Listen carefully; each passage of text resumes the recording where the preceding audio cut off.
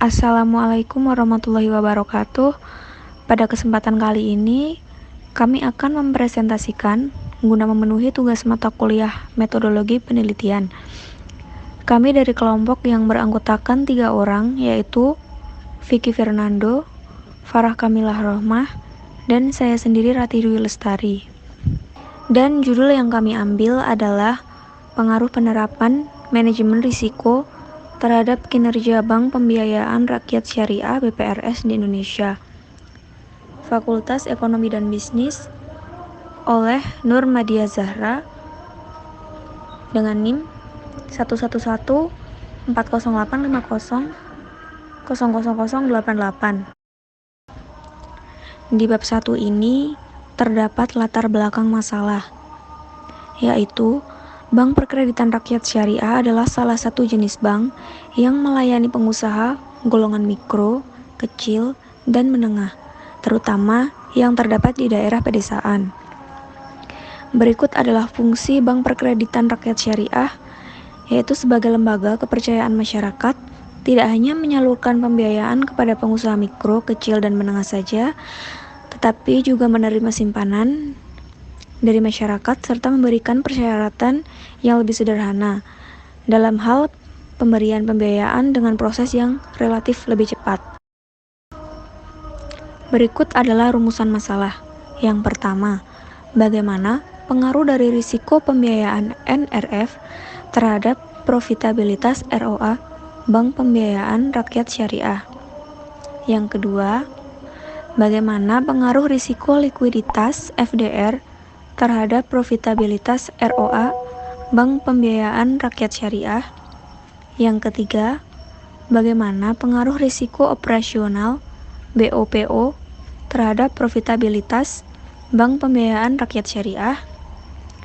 Dan yang keempat, bagaimana pengaruh secara simultan NPF, BOPO, dan FDR terhadap profitabilitas ROA Bank Pembiayaan Rakyat Syariah. Assalamualaikum, saya Vicky Fernando. Saya akan membacakan tujuan penelitian. A. Untuk mengetahui pengaruh resiko pembiayaan NPF terhadap probabilitas ROA Bank Pembiayaan Rakyat Syariah. B. Untuk mengetahui pengaruh resiko likuiditas atau FDR terhadap probabilitas ROA Bank Pembiayaan Rakyat Syariah. C. Untuk mengetahui pengaruh resiko operasional BOPO terhadap probabilitas ROA Bank Syariah Pembiayaan Rakyat Syariah. D. Untuk mengetahui pengaruh secara simultan antara NPF, FDR, dan BOPO terhadap probabilitas ROA Bank Pembiayaan Rakyat Syariah. Kontribusi penelitian. 1. Bagi peneliti, penelitian yang dilakukan ini dapat memberikan tambahan pengetahuan mengenai pengaruh manajemen risiko dan pengaplikasiannya di Bank Perkreditan Rakyat Syariah, serta merealisasikan ilmu pembelajaran yang telah didapat selama duduk di bangku kuliah. 2. Dan untuk Bank BPRS, penelitian ini diharapkan untuk dapat membantu seluruh BPRS di Indonesia untuk dapat lebih mengoptimalkan penerapan manajemen risiko agar kinerja keuangan tetap meningkat dan stabil. 3. Dan untuk akademisa penelitian yang dilakukan ini diharapkan dapat menambah pengetahuan dan wawasan pembaca, serta dapat berguna untuk sebagai bahan perbandingan untuk penelitian selanjutnya. Bab 2. Kerangka pemikiran teoritis. 1. BPRS mengalami penurunan dan perlambatan kinerja terutama pada tahun 2018 sebesar 1,87%, padahal BPRS merupakan salah satu jenis bank yang melayani dan berperan penting untuk berpengusaha golongan mikro, kecil, dan menengah. 3. Manajemen risiko dapat mempengaruhi kinerja BPRS, yaitu risiko pembiayaan NPF, risiko likuiditas FDR, dan risiko operasional BOPO.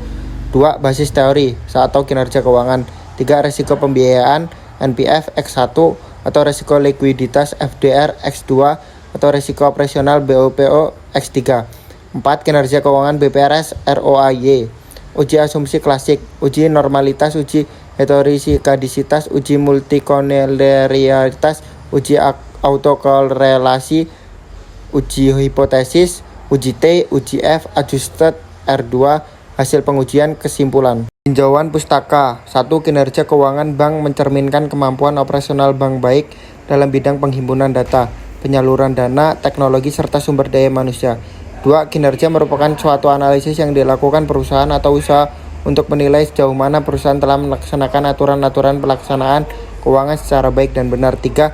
Siahaan 2007,19 mengembangkan manajemen berisiko adalah proses sistematik untuk mengelola risiko, terlepas apakah risiko murni atau spekulasi yang tepat mempengaruhi kemampuan perusahaan untuk mencapai tujuan strategisnya. Menurut Undang-Undang Nomor 21 Tahun 2008, bank syariah adalah bank menjalankan kegiatan usahanya berdasarkan prinsip syariah dan menurut jenisnya tersendiri, bank umum syariah dan pembiayaan rakyat syariah. Desain penelitian Sugiono 2018-92 mengemukakan rumusan masalah asosiatif kausal adalah suatu rumusan masalah penelitian yang bersifat menanyakan hubungan sebab akibat antara dua variabel atau lebih. Penelitian ini dilakukan untuk mengetahui dan menjelaskan bagaimana pengaruh variabel dependen NPF X1, FDR X2 dan BOPO X3 terhadap variabel independen yaitu ROA Y pada BPRS di seluruh Indonesia. Dengan periode penelitian dari Januari 2015 sampai dengan Desember 2019. Variabel-variabel dalam penelitian ini kemudian diregresikan dengan metode analisis regresi linier berganda dengan bantuan software SPSS V24 dan Microsoft Excel 2010. Populasi dan sampel. Populasi adalah keseluruhan jumlah yang terdiri atas objek atau subjek yang mempunyai karakteristik dan kualitas tertentu yang ditetapkan oleh penelitian untuk diteliti dan kemudian ditarik kesimpulannya. Maka populasi dalam penelitian ini yaitu Bank Pembiayaan Rakyat Syariah yang terdaftar di Bank Indonesia dan Otoritas Jasa Keuangan selama periode pengamatan Januari 2015 sampai dengan Desember. Sampel. Sampel dalam penelitian ini ialah data yang berasal dari laporan keuangan bulanan seluruh BPRS di Indonesia sejumlah 164 BPRS yang telah diolah oleh OJK.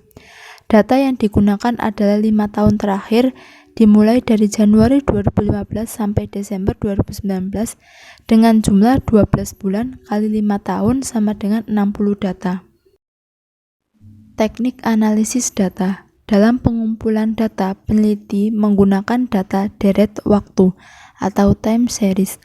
Data deret waktu atau time series adalah data yang dikumpulkan dari waktu ke waktu untuk menggambarkan perkembangan dan pertumbuhan. Data time series merupakan data pengamatan dilakukan dari waktu ke waktu, satu objek dengan banyak waktu. Sumber data utama yang digunakan dalam penelitian ini menggunakan data sekunder. Data ini diperoleh dari website OJK yang diolah dari 164 BPRS, sedangkan waktu pengumpulannya. Data ini merupakan data time series dari periode 2015 sampai 2019. Sekian presentasi dari kelompok kami. Semoga bisa bermanfaat bagi kita semua. Jika ada salah kata ataupun materi yang kurang sempurna, kami mohon maaf yang sebesar-besarnya. Terima kasih. Wassalamualaikum warahmatullahi wabarakatuh.